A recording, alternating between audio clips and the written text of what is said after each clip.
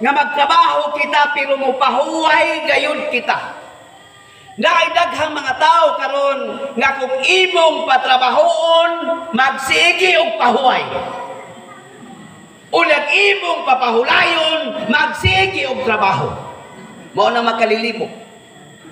Mao lang sa usa ka semana gibuot sa Dios nga aduna gayon kitay usa ka adlaw nga papahulay.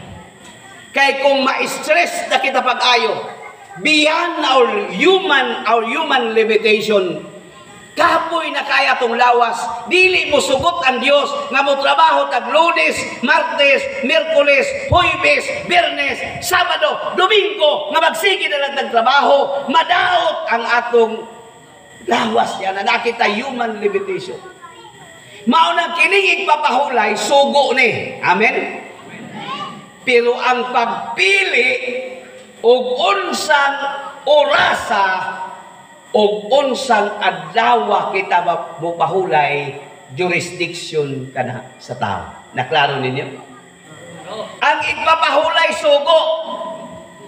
Pero kung unsang orasa ka mapahulay, imo na. Hindi ko maglali ron. Hindi mo mamahuay. Pasig sa Sabado pa mo.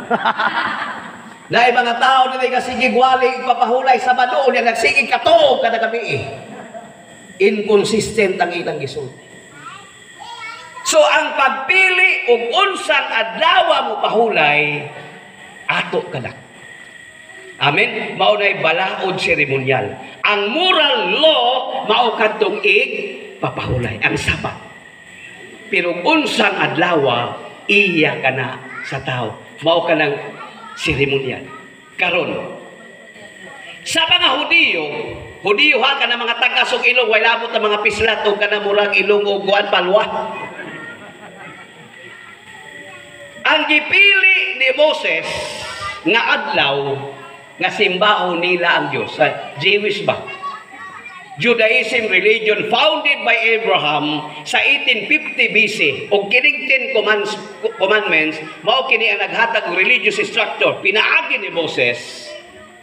Ang gipili nga adlaw sa mga Hudiyo nga simbahon nila si Yahweh ug ang Dios adlaw nga Saturday. Klaro?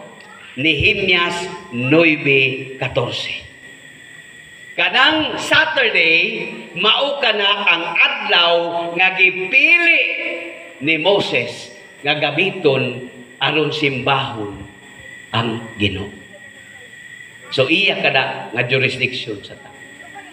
Ug kining Kristyanismo pag-abot na ni Kristo unsa na may nahitabo pag-abot na ni Kristo ang adlaw nga Saturday sa mga Hudiyo ang mga Kristiyanos gihaom nila nga ang adlaw nga Domingo diin gisimba sa mga apostoles si Jesus. Mao ang adlaw nga din simbahon nato ang Dios isip kita Kristiyanos. Amen. Sa ato pa kung Hudiyo ka panimba og Sabado. Kung Kristiyanos ka simbaha ang Dios og adlaw Domingo. Mateo kapitulo 28 versikulo 1 adlaw Domingo. Kadtong si Maria, itong mga babae, sa dihalakita nila si Jesus, sa adlaw Domingo, gisimba nila siya. Pag-abot sa 16-17, sa Ebanghelyo ni San Mateo, mauna sa ang nahitabo, versikulo 16-17, kapitulo 28, sa Ebanghelyo ni San Mateo, ang mga apostoles, gisimba nila si Jesus sa adlaw Domingo. Mao kini ang atong gisulti. Hinumduman nato nga Efeso kapitulo 2 versikulo 20 nag-ingon, natukod kamo sa patukuranan nga mao ang mga apostoles ug si Kristo mismo mao ang pangulong bato sa pamag. Sa ato ang mga apostoles gisimba nila si Jesus sa adlaw nga Domingo. O kining adlaw nga Domingo, bililhon kini para kanato. Kay mao kini nga adlaw nga nabanhaw usab ang atong Ginoo. Amen. Unang Korinto, kapitulo 15, versikulo 14. Kung wala pa banhawa si Kristo, kawang lamang ang atong giwali. Kung wala pabanhawa si Kristo, kawang lamang ang atong mga sakripisyo.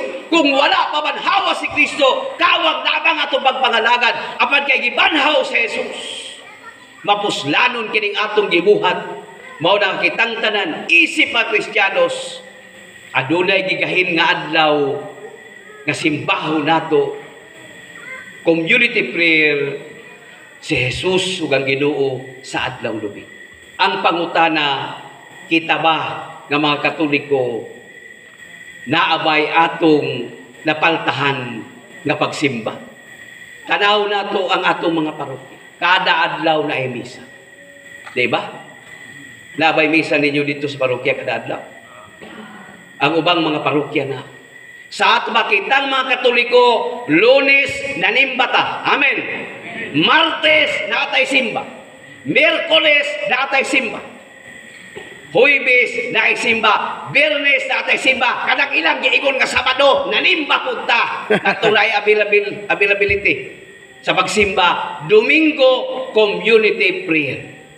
Mao na nga naata sa ato ba kanang ila kaisara Sabado kita kada adlaw. Sa ato ba klaro ang giingon sa Roma kapitulo 14. Versikulo 4 ngadto sa 6, adunay mga tao nga naghuna-huna nga ordinaryo ang ubang adlaw, apan ang uban naghuna-huna nga balaan ang ubang adlaw, apan ang uban naghuna-huna nga mas balaan pa kining adlaw kaysa ubang mga adlaw. Matod pa ni San Pablo sa Roma 15:14, kanang tanan og 14:4 ngadto sa 6, iya na kana nga desisyon sa ato kanang kagawas. Mao na kita, kung manimba kita kada adlaw, i-apil nato magsimba ang Dios sa giingon nila nga Sabado, alkansi gyud sila niya. Kay sila Sabado ra, kita kada adlaw na. Amen. Tanaw na ni mutapan kada adlaw na nanimba. So mao na nga ang community prayer iti sa command. I-connect nato nga sa Kristyanismo kung sa daang testamento gibalaan, gipanalangin. Mao na nga adunay adlaw nga mas balaan kaysa uban tungod kay para kanato mga Kristiyanos ang adlaw nga Domingo mao kini nga adlaw nga gibalaan para kanato mga Kristiyanos, mao kini nga adlaw nga gipanalanginan in connection sa Exodo kapitulo 20 versikulo 8 ngadto sa 11 sa pagpili sa mga apostoles sa adlaw Domingo diin gisimba nila si Jesus. Mao nga kining igpapahulat kung balikan nato kini, wala kita masayop nga simbahon nato ang Dios sa adlaw nga Domingo. Amen. O dili nato kini palta.